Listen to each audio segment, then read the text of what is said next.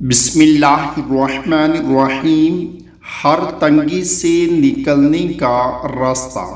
رسول اللہ صلی اللہ علیہ وآلہ وسلم نے ارشاد فرمایا، جو بندہ استغفار کو لازم پکڑ لے، یعنی اللہ تعالیٰ سے برابر اپنی گناہوں کی معافی مانگتا رہے، تو اللہ تعالیٰ اس کے لیے ہر تنگی اور مشکل سے نکلنے اور رہائی پانے کا راستہ بنا دے گا، اور اس کی ہر فکر اور ہر پریشانی کو دور کر کے کشادگی اور اطمینان عطا فرمائے گا، اور ان طریقوں سے رزق دے گا جن کا اس کو خیال بھی نہ ہوگا۔